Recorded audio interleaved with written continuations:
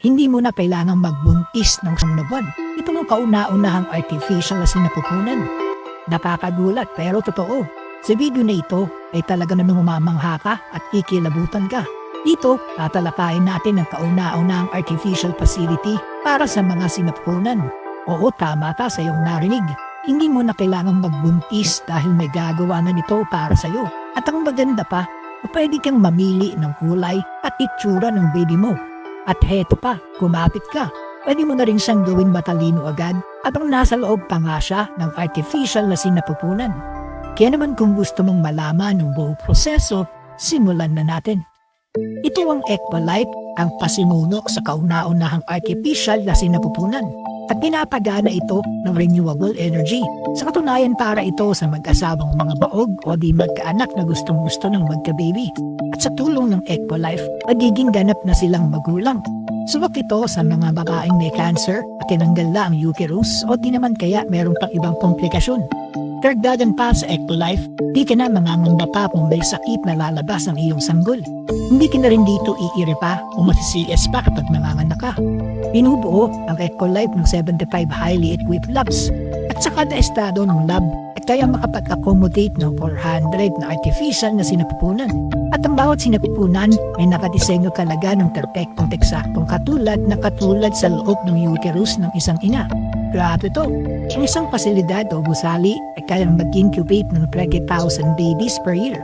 Tinutulungan din ng Equalife ang mga sanggol na hindi ma-infection at makaranas ng kakaibang karamdaman. Gawa ang bawat pods sa materyales na umiiwas sa mga germs at sa iba pang mga bakterya. Meron ding sensor ang bawat pods na nagmumonitor sa vital signs ng baby. Kasama ng blood pressure dito, heartbeat at oxygen saturation. Dagdag pa, meron din itong AI at ang trabaho naman nito ay i-monitor ang physical na katangian ng baby. At pagre-report agad ito kung sakaling may nakitang abnormalities. Meron ding screen ng bawat pods. Dito mo makikita ang bawat data ng baby, ng development ng baby at ang iba pa. At ang maganda pa, ang mga data nito ay diretsong isisend sa mga magulang ng baby para maging aware sila sa kalagayan ng kanilang anak. H3 ng apps ng Equalife, kaya talaga namang kitang-kita mo ang nangyayari sa iyong anak. Meron din itong time-lapse na pwede mong i-share sa mga mahal mo sa buhay. Yun pa man, ay kakayahan ng baby sa tiyan ng isang ina na makadinig ng mga salita, di ba? At kung oo ang sagot mo, may solusyon ang Equalife para dyan. Naglagay sila ng internal speaker sa loob para makarinig ang baby ng mga salita at mga musikang pambata. Sa tulong din ng app mo sa cellphone, ikaw mismo ang pipili ng kantang i-play mo sa kanya. At ang malupit pa, pwede rin na ikaw mismo ang kakanta para sa kanya. Karagdagan pa, meron din ang pods ng 360 camera at meron din itong virtual reality headset kung saan may explore mo ang pods ng iyong anak. Madirinig mo rin ang mga nadirinig niya at nakikita mo rin ang mga nakikita niya. At gamit ang wireless suit na nakonekta sa pods, yung nakikita mong bawat sipa na ginagawa ng anak mo. At dahil din sa Equalife, di ka na mangangamba sa nutrition ng anak mo. Dahil ang machine na mismo magbibigay ng the best nutrients para sa anak mo. Kung lahat ng pods kasi na ito ay nakakonekta sa may dalawang malaking bioreactors. Ang isa sa mga bioreactors, ibinubuo ng nutrients at oxygen. At ito ang nagsusupply sa baby mo sa pamamagitan ng artificial umbilical cord o sa Tagalog, artificial na pusod. Meron din itong liquid solution na nagsisilbi namang amniotic fluid na kagaya ang nakapaligid sa baby sa loob ng uterus ng isang ina. At mayaman din ito sa vital hormones, growth factors at antibodies. At sa tulong ng mga ito, kaya nang isustain nito ang nutrients at development ng baby mo. At salamat din sa AI system dahil ang kada baby ay nakakatanggap ng iba't ibang nutrients at pinasadya talaga sa kanilang pangangailangan. At ang ikalawa naman sa mga bioreactors ay nakadesenyong alisin ang mga waste product na nilalabas ng baby. Ang artificial umbilical cord ang tumutulong sa baby na i-release ang waste product sa ikalawang bioreactor. Sa tulong din ng delicate layer, ay ang ikalawang bioreactor ay kayang i-recycle ang mga waste product upang bumalik muli sa tagiging nutrients. Dahil dito, magiging stable na ang supplies ng mga nutrients at iba pang mga pangangailangan ng mga babies. At dahil din sa Equalife, ang pagkalaglag ng bata at kakulangan sa sperm ay hindi na mangyayari. Sapagkat bago ilagay ang fertilized embryo sa growth pads ng baby, ay ang vitro fertilization ay ang siyang gagawa at pipili kung alin ang pinakabuhay pinakamalakas na embryo. Dahil dito, kakatulong ito sa baby mo na ma-develop ng gusto nung walang umahadlang sa kanya.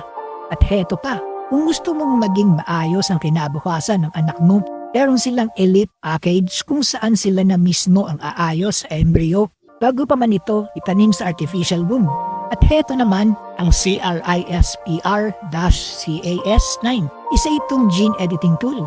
At dahil dito, may edit mo na ang katangian ng iyong baby sa pamamagitan ng halos 300 genes. At sa pamamagitan din ng package nilang ito at sa pag-edit mo ng genes, pwede mong i-customize ang kulay ng mata, kulay ng balat, kulay ng buhok at miski ang lakas, pati pa ang tangkad at level ng katalinuhan ng iyong anak. Ito pwede mo na rin i-edit. Pwede mo rin ditong ayusin agad ang mga sakit na namanan ng iyong baby sa iyong angkan. Kaya naman ang anak mo dito ay mabubuhay ng komportable, maayos at walang kasakit-sakit. Magpaalam ka na sa masakit na panganganak dahil narito na ang Eto Life. Hangarin daw nila na maging maayos ang buhay ng kada pamilya. Pero paano naman ito aalisin sa pads? Simple lang.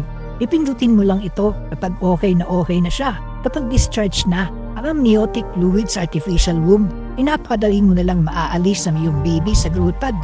Lahat ay maayos na maayos kaya naman magiging masaya kayong pamilya. At dagdag pa nga nila, para daw makasigurado kang sayo ang baby, sasailalim ka sa DNA paternity test para makonfirm ang genetic identity ng iyong baby. Gumagamit pa nga din sila ng malinis na renewable energy mula sa mga solar at wind power, kaya wala ka daw dapat ikabahala. Kung gusto mo naman na maging mas komportable ka, pwede rin sa bahay mo mismo gawin ang pagpapalaki sa kanya. Meron silang miniaturized bioreactors at long-lasting batteries na suwak sa anak mo habang lumalaki sa mismong bahay. Ang konsepto ng Ectolife Facility ay dinisenyo ng isang biotechnologies at science communicator na si Hashem Al-Gaili. Dumaan at sumailalim ito sa masusing pag-aaral ng mga siyentipiko at mga engineers since 1950s.